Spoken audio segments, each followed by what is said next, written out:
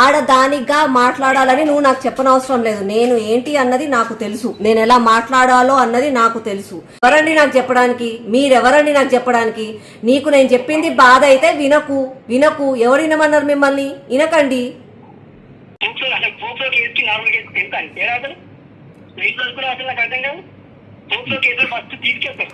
తీసుకెళ్లి రిమాండ్ ఇచ్చి కూర్చోబెట్టి విచారిస్తారు తెలుసా మీకు? అది ఫస్ట్ తీసుకెళ్ళాలి. ఫస్ట్ లోపలికి. అసలు ఫస్ట్ ఆఫ్ ఆల్ నువ్వెవరు దీని గురించి మాట్లాడడానికి? అరెస్ట్ చేయడం నీకు తెలియదు, అసలు తెలియకుండా మాట్లాడడం పెట్టినాం దాంట్లో. నేను ఇంకొకటి చెప్పాలా? నీ పేరేంది? నీ పేరేంది? నీ పేరేంది? పరశురాం ఫోన్లా ఉందని చెప్పి నేను ఒకవేళ పోస్ట్ చేస్తే నువ్వు చూస్తే చూడు, కళ్ళు మూసుకో, ఫోన్ బంద్ చేయి. చూడబుద్ధి కాకపోతే చూడకు.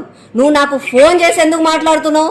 నేను ఒక కార్పొరేటర్గా, ఒక పబ్లిక్ రిప్రజెంటేటివ్గా ఉన్నా. నాకు పొద్దున లేసి ప్రజలు నీళ్ళు వస్తలేవు, మోరి నిండింది, చెత్తెత్తుతలేరు, కరెంట్ వస్తలేదు అని చెప్పి ఫోన్లు చేస్తారు.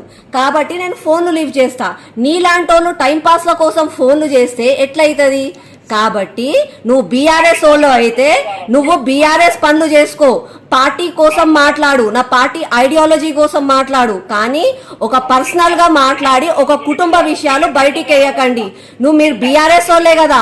మీ కవితక్క ఏం చెప్పిందో ఒక్కసారి ప్రెస్ మీట్ వినుకో. మీ కవితక్క కూడా చెప్తుంది మీరు చేస్తుంది తప్పని. నేను ఇప్పుడు నీ నంబరు పోలీస్ స్టేషన్ కి పంపిస్తున్నా. You are harassing a woman అని చెప్పి నీ నంబర్ పోలీస్ స్టేషన్ కి పంపిస్తున్నా. పోలీసు వాళ్ళు ఫోన్లు చేస్తారు, నీకు పోలీసు వాళ్ళు ఫోన్ చేస్తారు. పోలీసు వాళ్ళకి ధైర్యం చెప్పు, అప్పుడు మాట్లాడు పోలీసు వాళ్ళతోటి. నీకు ఒకవేళ నేను మాట్లాడింది తప్పు అనిపిస్తే పోయి పోలీస్ స్టేషన్ కి పోయి కంప్లైంట్ ఇయ్యి. అంతేగాని నువ్వెవరు నాకు ఫోన్ చేయడానికి? నేను ఇప్పుడు పోలీసు వాళ్ళు ఫోన్ చేస్తారు, పోలీసు వాళ్ళతో మాట్లాడు, నాతో కాదు. చెప్పినావు కదా లా గురించి నాకు ఇంతకు ముందు. నీకు కూడా నేను లా చెప్తున్నా. పోలీసు వాళ్ళు ఫోన్ చేస్తారు, పోలీసు వాళ్ళతో మాట్లాడు. ఫోన్ పెట్టి